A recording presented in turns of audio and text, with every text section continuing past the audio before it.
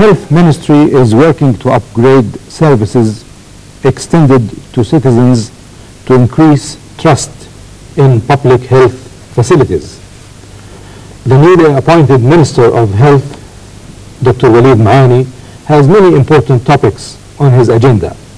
He hopes that implementation of these topics would enhance his ministry's ability to carry out its mandate of improving health standards in Jordan.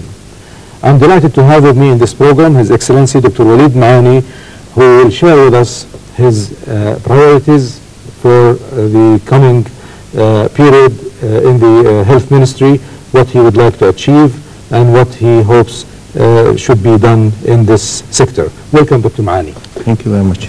If we could begin actually by talking about a very controversial issue, the issue of the medical responsibility law, which I know is, there are some people who oppose it, some people who accept it, agree with it. Where does the Ministry of Health stand on this law, or what do you hope to achieve actually by implementing it?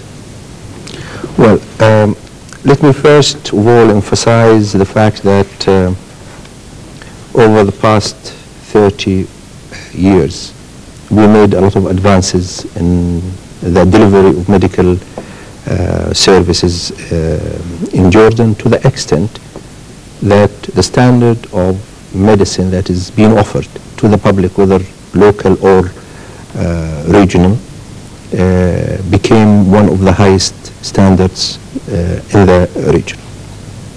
The amount of investment poured into health care facilities and infrastructure and training was immense.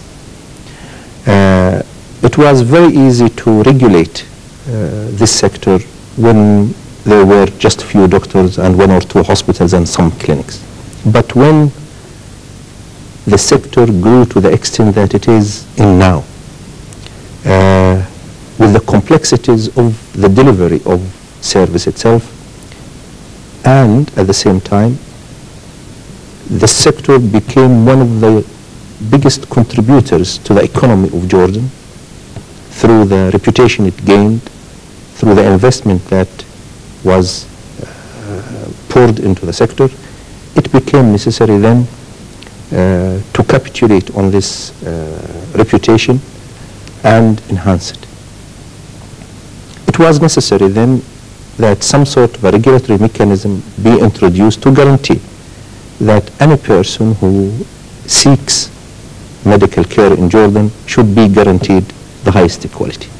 Because one doesn't really want a situation where all these gains and all these relative advantage be lost through malpractice. There has been in the past attempts at regulation, but it was necessary recently to introduce the malpractice law. So the law mainly aims at targeting the cases of malpractice. Malpractice. This is one issue. The other issue is to guarantee that the standard of doctors remain high. You don't need also at the same time people practice and then deteriorate by time through the non-compliance of continuous medical education to upgrade themselves and so on. A proposed law was introduced, and then it was sent to the legislative office, and from this it was sent back for more studies to be done by the stakeholders.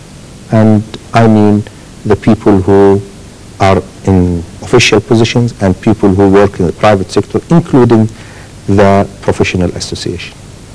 A large committee was set to discuss the proposed law, but this committee did not come to a conclusion because either party was entrenched in what he believes is right. Now, regulating the practice of medicine and the delivery of the service is not new. It is being practiced in developed countries for so many years. If I take an example like Britain, there are regulating body which controls the registration and the licenses of doctors, and it's called the General Medical Council of Great Britain. But at the same time, there are other institutions which took the responsibility of defending the doctors if they were accused of malpractice. And there are three of those, for example, in Britain. One is called the Medical Defense Union, was called the Medical Protection Society, and so on. In the Arab world also there are similar laws? There are nothing like this in the Arab world. Now, the proposed law suggests that if somebody claims that he had been offered a low standard service resulting in bad practice from which he was affected or injured or adversely affected, then he has the right to go to some arbitrator to see whether this thing that happened to him was a complication of whatever treatment he had received. And when I say a complication, a recognized complication, because every medical procedure may have a complication, and or it is due to negligence. The distinction between whether this is a complication and this is a negligence is the defining factor in whether this patient, plaintiff, can claim compensation from this procedure that was applied to him. And who is going to decide that? This is the whole problem. Now, in the laws of the professional associations, there are provisions for committees which seek to investigate any claim of malpractice. And there are some other higher bodies to look into the decisions of the lower bodies and so on, until a decision or a verdict is reached whether this person is guilty or this claim has no basis. Now, what has happened in the past is that a lot of those people who complained and all of those people who sought justice were not answered for different reasons.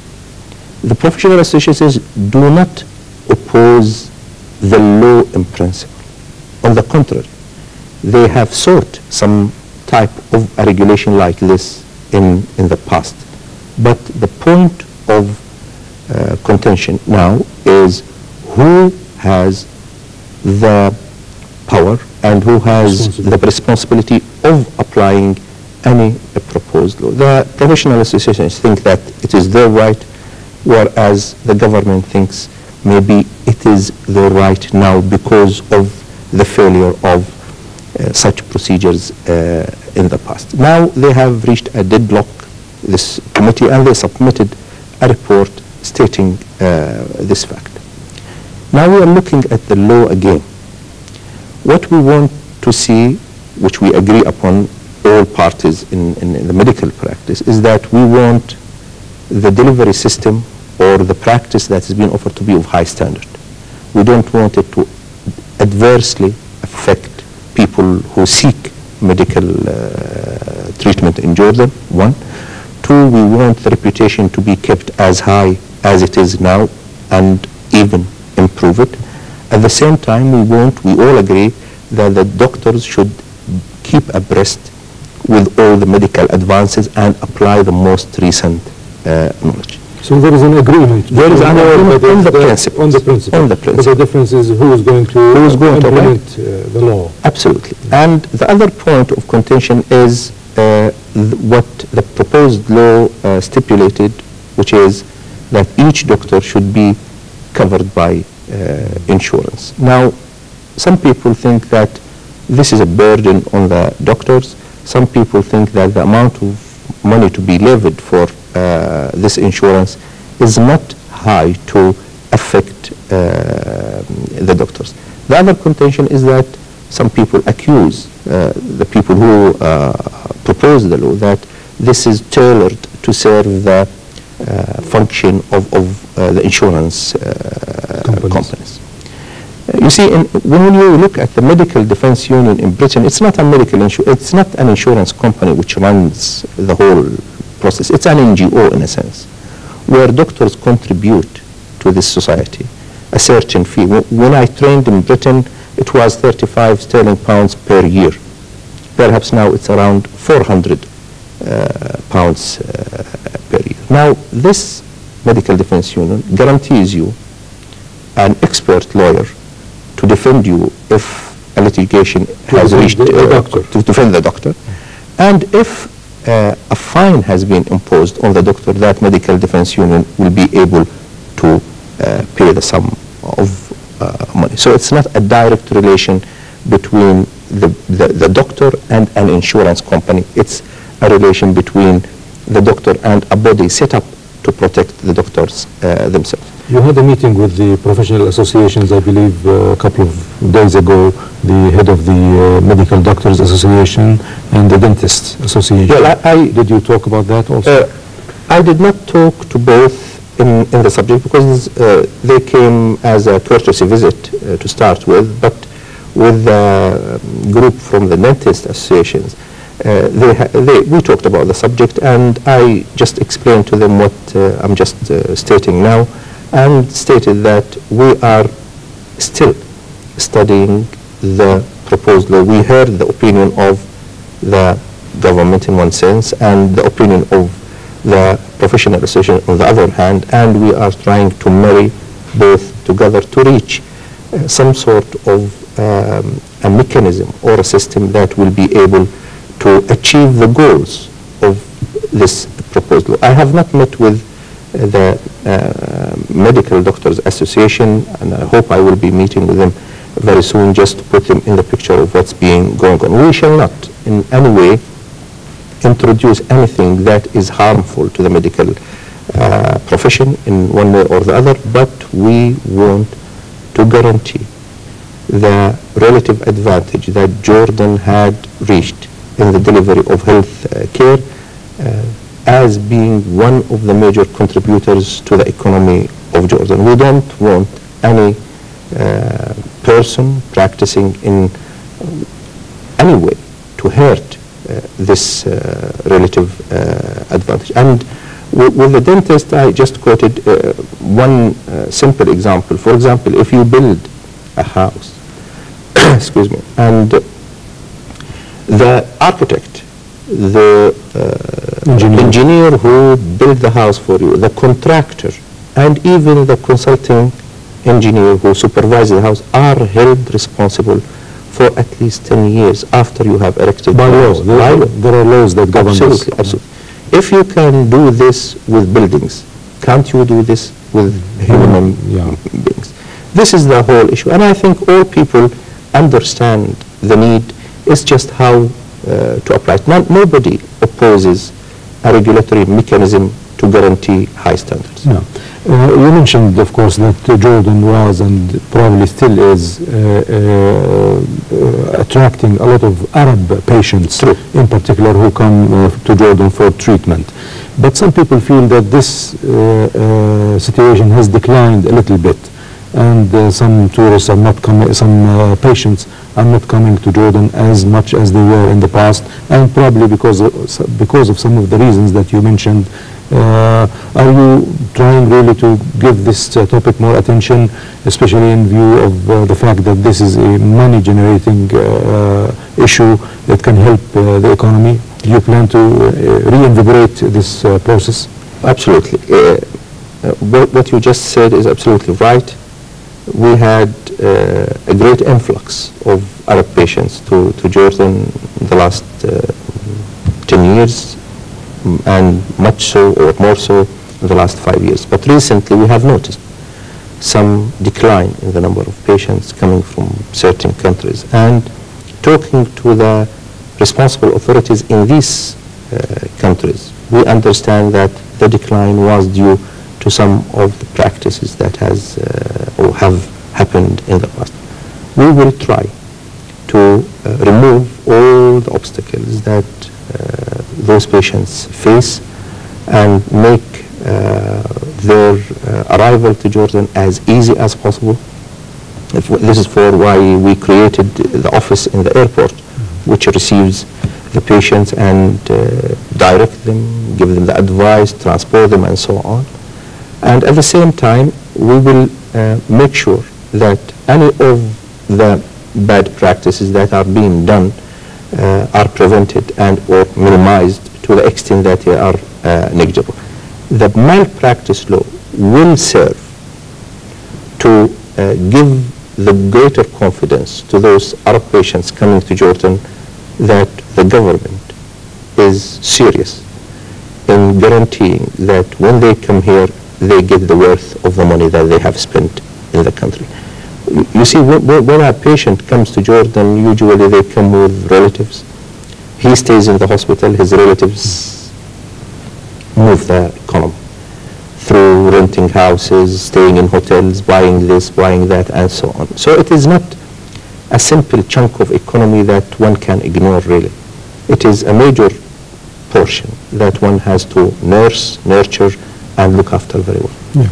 I know also that one of the challenges that you may face is the conditions in some public hospitals. True.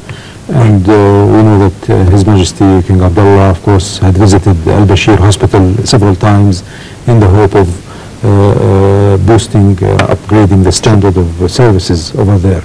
How is the situation over there now? Are you satisfied with the situation in public hospitals in general, in terms of number of beds, in terms of services rendered to patients?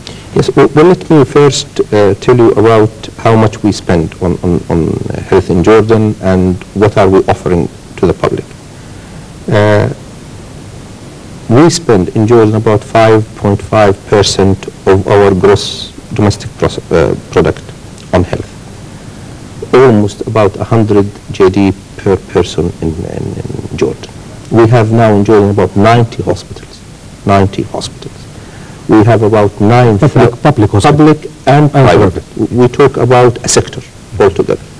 We have about 9,000 beds. Now, there are beds, one bed, hospital bed, for about 550 people in Jordan. We have one doctor for about 500 person. We have one pharmacist for 1,000 people. The infant mortality for each 1,000 live birth is about 28, which is very low. The death rate per 1,000 is 5. People in Jordan live expected life. Now, if they're born today, they are expected to live 70 years. We have 645 health centers distributed all over Jordan. Some of them are primary, some of them are comprehensive. They cater to the immediate need of the people. What's the difference between primary and comprehensive? It's the type of service that is offered in the center itself. We have, through grants from USAID, for example, have been updating, upgrading, automizing, inserting or introducing IT to these centers for the whole. We have already opened and received about 150 of those. We will finish 100 the end of the year, and then we will do more next year. If you visit one of them, and I was at Sahab's center the other day, it is a beautiful facility.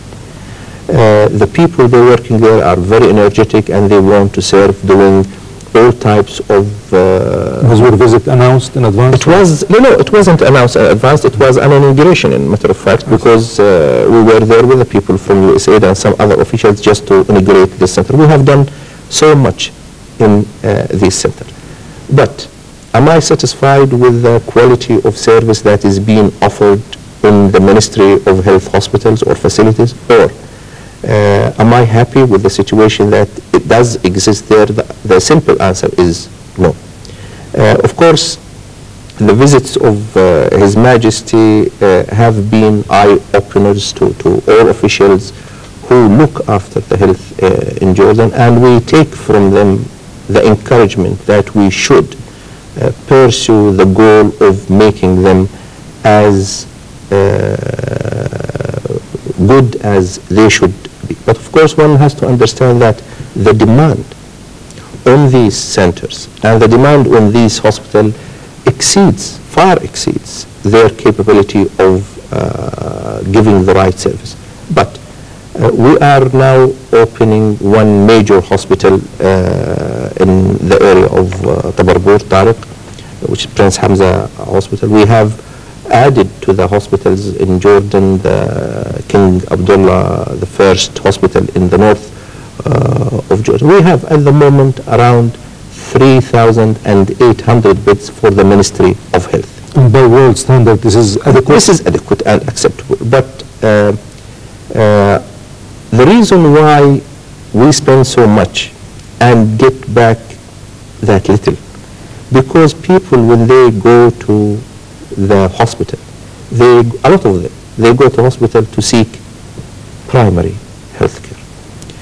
It would have been better if they have gone to some general practice offices or GP-like type of setup. Then the cost in their neighborhood, the cost of a person visiting a health center in his neighborhood is much less than going for the same visit for the same ailment to a hospital.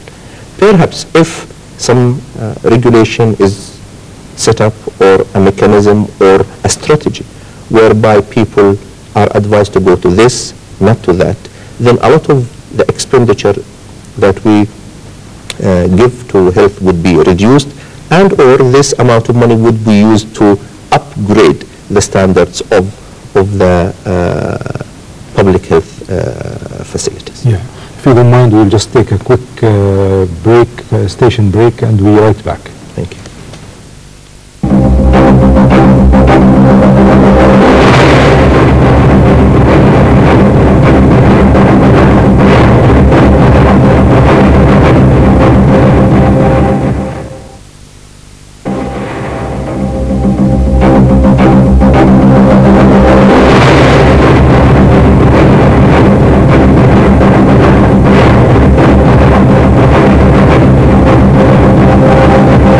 Welcome back. We are talking to His Excellency Dr. Walid Maani, Minister of Health. And if you don't mind, Dr. Maani, we would like to move on to another important topic on your agenda, which is premarital testing. Of course, the reason for that is that sometimes couples don't match, and the babies that result out of this marriage end up with genetic diseases and so on. So many people are asking about the role of the ministry in this kind of situation. For instance, if you find out that two couples don't match, and the result would be sick babies, are you only going to advise them and let them do whatever they want, or do you have something in the law that could give you more power in this situation? Yes. Well, this is one of the hot topics that we are addressing at the moment. You see, there was a bylaw introduced recently to allow for premarital testing. We were concerned really with one disease to start with, but of course this which is thalassemia. Thalassemia is an ailment which is genetic, and if the husband carries the gene, the defective gene, and the wife carries it, there are great likelihood of production of a child who's affected by thalassemia. Those children require lifelong support because there are disorders in their blood. They require repeated transfusions, and their life is not really easy, and a lot of them eventually die. The question was, why not tell those people first that this marriage is likely to produce this type of defective child? So the bylaw was introduced. What we're going to do now is implement the premarital testing. So if starting December, maybe at the beginning of the next year. Yes. So if one of the future partners go and tests and he's negative, then there is no need for the other partner to test, because it requires two. So this one. But if one tests positive and the other one tests positive, then here there must be some action.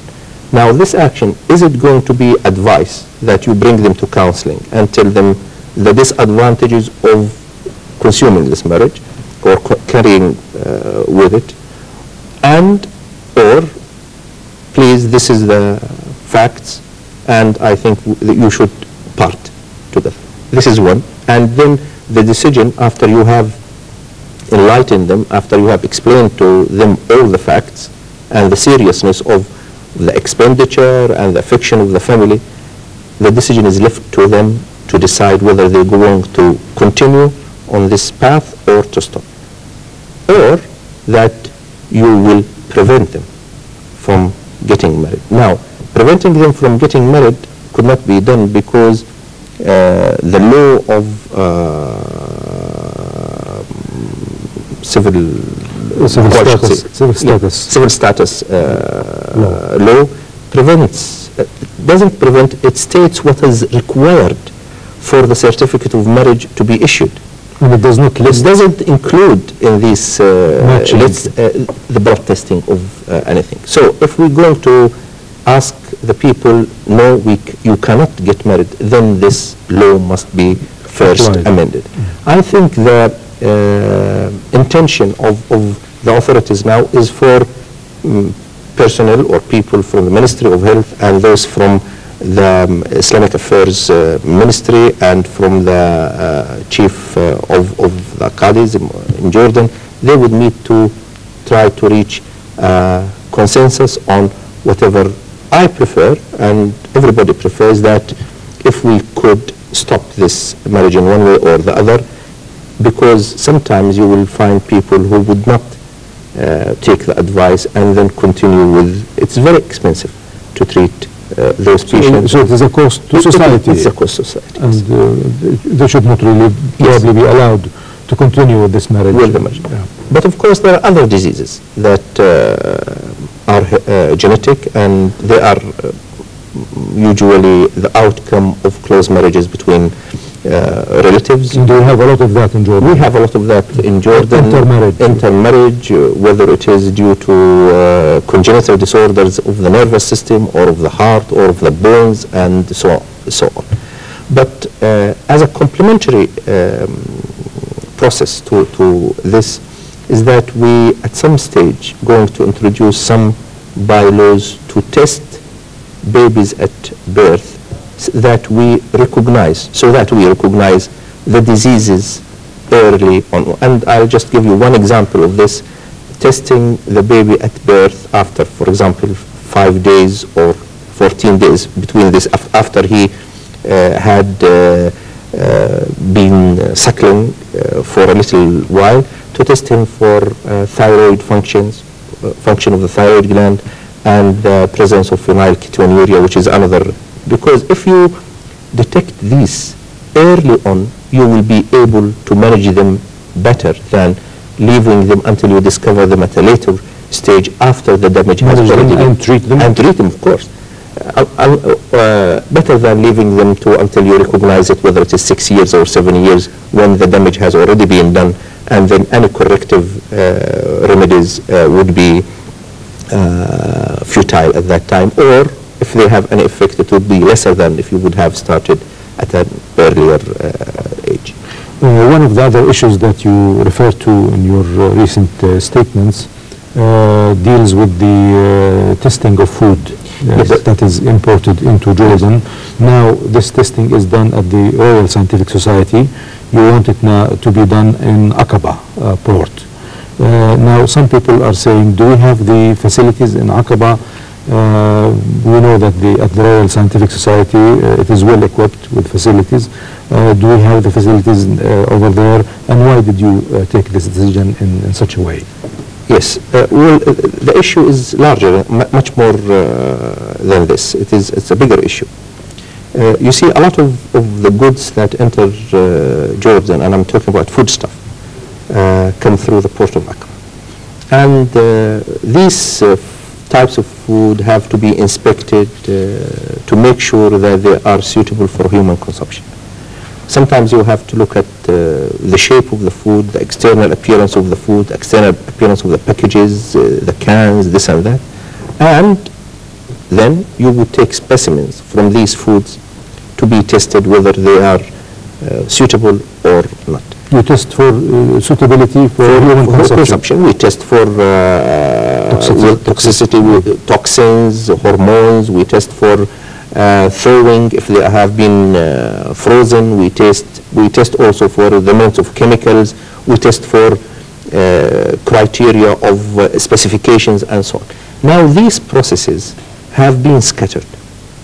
Some part is done in Aqaba through our labs, the Ministry of Health labs.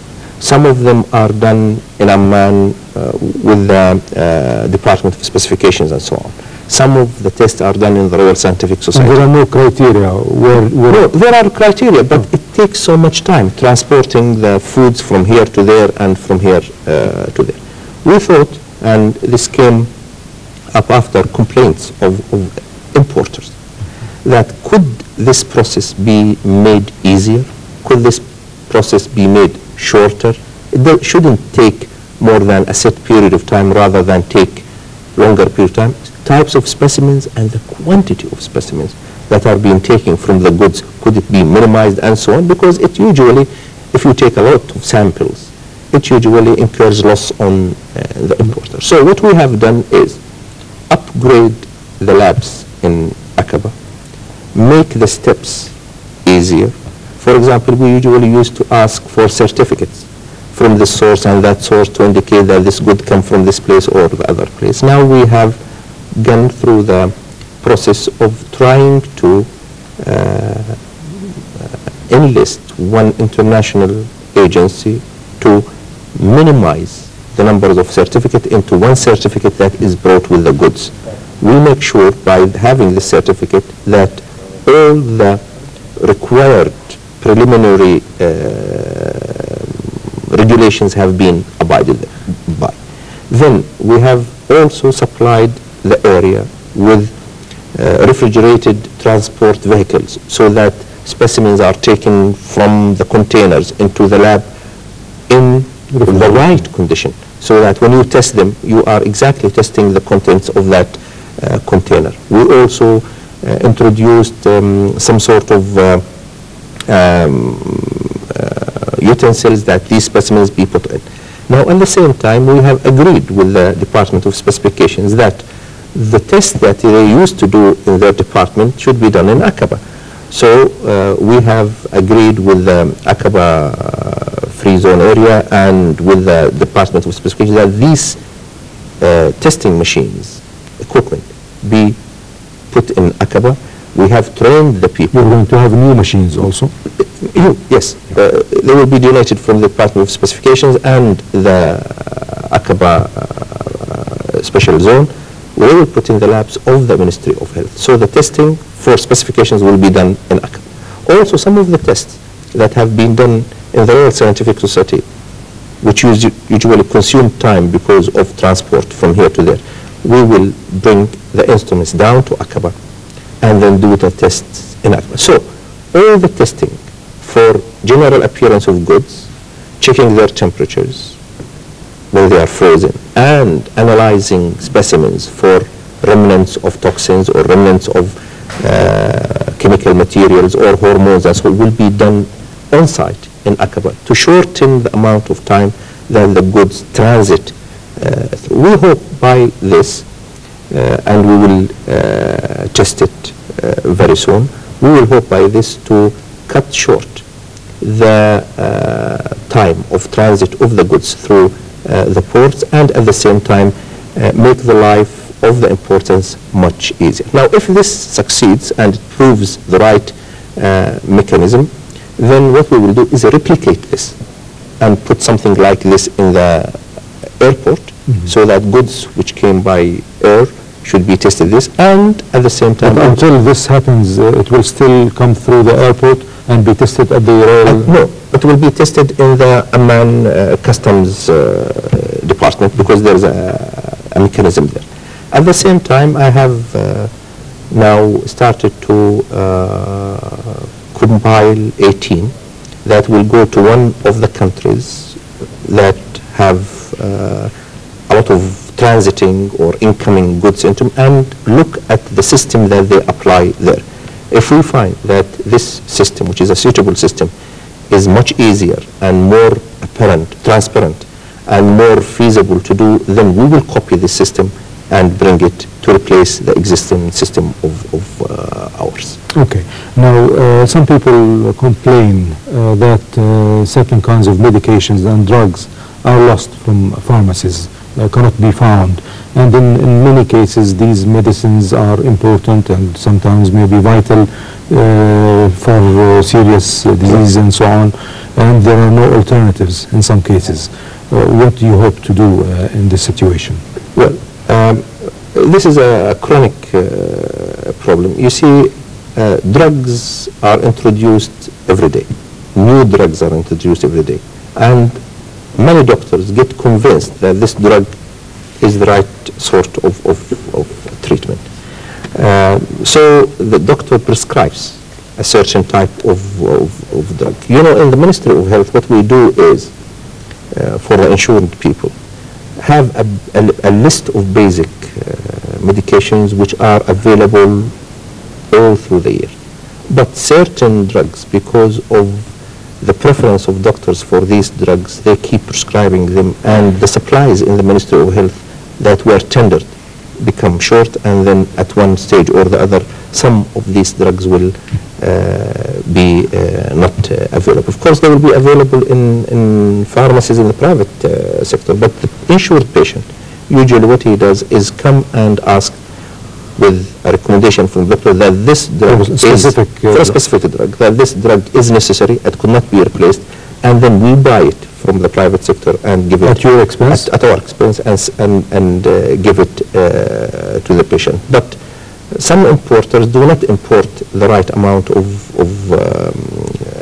drug or medicine, and or the demand exceeds their expectations. So you have a period of time when this drug is not available in the market. But usually there are replacements, and we go into painstaking processes trying to make these medications available at the right price. And even some of the importers usually claim that the Ministry of Health try to, twist our arms to reduce the price a little bit than what it should. Another important idea that you're dealing with now is the decision to provide school children with vitamin A supplements. So I think we're running out of time actually, but if you could just give us a quick idea about this decision. Yes, the decision, we have supplied Jordanian bread with iron and folic acid, and this is available to all people. Now we thought to school children, to everybody. The bread that we buy has iron in it, and a few days ago in Cairo, at one of the meetings of the WHO, Jordan was cited as the only country in the area which introduces iron in bread. This will treat types of iron deficiency anemias, which we have a lot of cases from. Now the other area is target children. The schools in certain areas give the schools some milk during breaks. We thought that we should supply school children with vitamin A, perhaps 2 doses per year, to help the growth of their body. Now we're thinking not only of vitamin A, but adding vitamin D to it, because it seems that children below 5 years have some deficiency of vitamin A, and also women above 35 years have some vitamin D deficiency, leading to what we call osteoporosis, which is thinning of the bones. Now, maybe at some stage we will be introducing also vitamin D into the milk of people. Trying to supplement the nutrition of the children will make their health better. They will be able to enjoy their life better. They will be able to achieve at school much higher than what they doing at the moment. So it's going to be 2 doses? What suggests is 2 doses per year. 200,000 international units of vitamin A, one at each to all school children, all school, private and public schools? Everybody. Yeah. Some people also talk about an abuse of kidney sales in Jordan. Is it an issue? Do we have really a problem with this kind of situation? Yes, I think it's an issue, and we are looking seriously at the issue. It seems that a lot of people have been targeted in this country to donate their kidneys to patients in other countries, and some of them have suffered badly. There are some offices here or some persons who work as middlemen for such type of activity. We have sent some of them to the public security and informed about them, and some action is being taken against them. But I think all of it has to be regulated through some sort of a while. Thank you very much, Dr. Walid Maani, for being our guest on this program, and we hope to see you also at some point in the future. Thank you very much. Thank you very much. Thank you. We have been talking to Dr. Walid Maani, Minister of Health. Our guest for next week is going to be Mr. Abdullah Al-Khatib, former Minister of Foreign Affairs. See you then.